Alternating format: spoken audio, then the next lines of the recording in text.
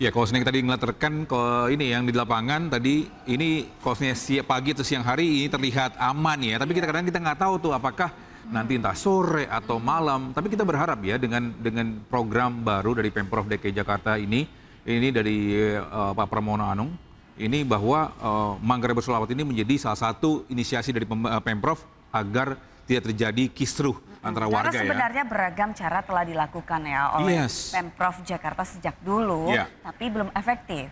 Semoga pendekatan melalui agama ini juga bisa menjadi cara lain untuk bisa meredam tawuran yang terjadi di Manggarai. Oke, baik, bisa kita akan membahas mengenai program Manggarai Bersolawat dengan sosiolog Musni Umar. Selamat pagi Pak Musni. Ya, selamat pagi Pak Musni.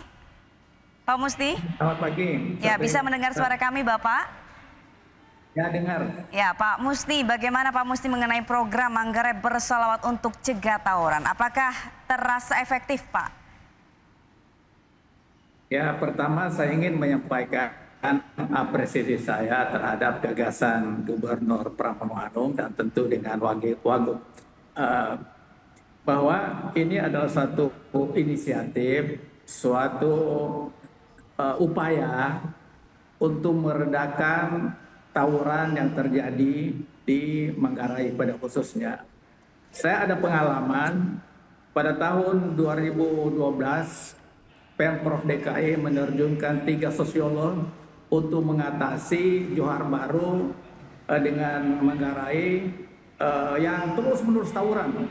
Biasa dalam satu hari itu bisa 5 kali tawuran. Saya dengan Profesor Paulus Wirotomo di Johar Baru, kemudian Profesor Imam Prasojo di Manggarai. Tapi yang saya lakukan di Johar Baru ini kelihatannya agak efektif karena berkelanjutan. Setelah saya selesai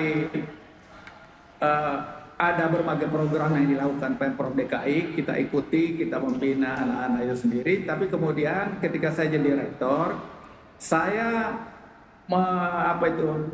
memasukkan mereka untuk masuk mengikuti pendidikan tinggi itu. Ada yang hanya pakai C saja, pokoknya masuk saja gitu. Ini ya. Dan saya kan beasiswa punya itu ratusan, ada 300 orang kalau nggak salah saya beri beasiswa pada mereka dan akhirnya sekarang ini agak reda. Padahal biasanya tawuran di Manggarai juga tawuran yang luar biasa di Johar Baru. Jadi menurut saya gagasan yang dilakukan Manggarai Bersolawat itu bagus, tapi harus ditindaklanjuti dengan pembinaan. Sampai sekarang ini saya terus berkomunikasi dengan Johar Baru dan tanpa pembinaan yang berkelanjutan itu tidak mungkin bisa sukses. Apa pembinaan yang bisa dilakukan? Kita lihat problem yang dihadapi masyarakat di situ, terutama anak-anak muda, mereka banyak yang putus sekolah. Kemudian tidak ada masa depan mereka, banyak pengangguran di situ. Nah inilah sesungguhnya yang harus diatasi, bagaimana supaya mereka itu ada harapan, ada masa depan. Dan saya melihat apa yang saya lakukan di Johar Baru itu berhasil. Kenapa? Karena ratusan anak-anak di situ itu yang hanya kecil saja dan banyak dan saya banyak menghubung pada saya, Pak, dapat pekerjaan, ada yang jadi ketua RT, ada ketua RW dan macam-macam kegiatan mereka. Dan pada saat saya bina mereka, saya memberi motivasi pada mereka. Ke pekerjaan apapun Anda harus lakukan. Kemudian Anda harus optimis menghadapi masa depan. Yang bisa merubah nasib kita adalah kita sendiri. Dan terus-menerus saya lakukan seperti itu selama saya jadi rektor. Dan saya yakin betul cara-cara pembinaan yang berkelanjutan itu berhasil. Jadi saya sarankan apa yang dilakukan Pemprov DKI ini Manggarai Bersolawat itu harus dilanjutkan. Mengapa tidak berhasil menangani masalah tawuran di Johar Baru? Karena pas Profesor Imam Prasojo, mohon maaf, tidak ada pembinaan yang berkelanjutan. Sementara di Johar Baru saya lakukan pembinaan seperti yang saya gambarkan tadi. Jadi mungkin itu barangkali saran saya, harapan saya, dan sekali lagi semua usaha yang melibatkan partisipasi masyarakat harus kita apresiasi. Yang dilakukan gubernur. DKI ini punya dana yang besar, tetapi dana itu harus dilakukan untuk membina anak-anak kita, memberi harapan pada mereka, memberi masa depan pada mereka, dan optimisme bahwa mereka bisa lebih baik, bisa merubah keadaan mereka manakala mereka mau. Jadi kuncinya adalah partisipasi di masyarakat, termasuk selawat Manggarai berselawat itu. Ulama di situ, kiai, pemuka agama, tokoh masyarakat, kemudian para pimpinan ormas, itu harus dilibatkan agar, tetapi itu tidak cukup. Harus ditumbuhkan kesadaran dari anak-anak kita itu.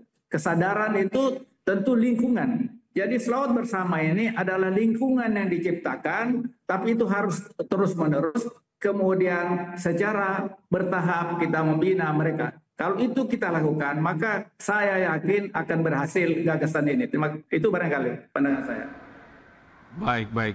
Pak Musni, ini terkait dengan ini ya, kebijakan Pemprov ini yang terakhir Pak. Harapan Pak untuk warga Manggarai ini agar bisa berdamai apa nih Pak?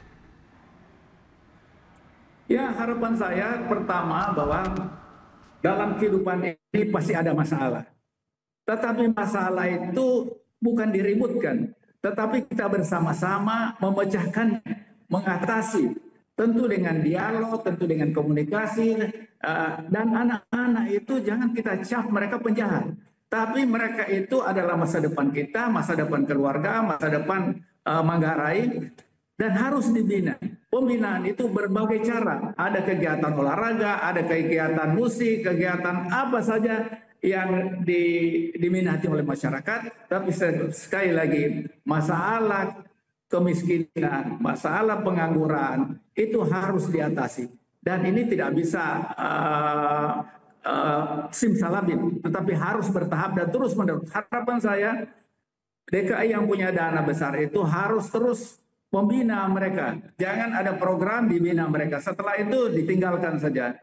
Nah, kemudian lingkungan akan terbangun, lingkungan yang tidak kondusif, yang tidak membawa mereka damai, membawa mereka lebih baik keadaan mereka.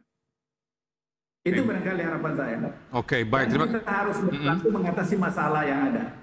Saya kira itu harapan saya. Oke, baik. Terima kasih Pak Musni Umar selaku sosiolog. Kita berharap dengan insight-nya tadi ini menjadi salah satu solusi ya Pak ya, yang atas kejadian selama ini di Manggarai. Terima kasih Pak Musni, salam sehat.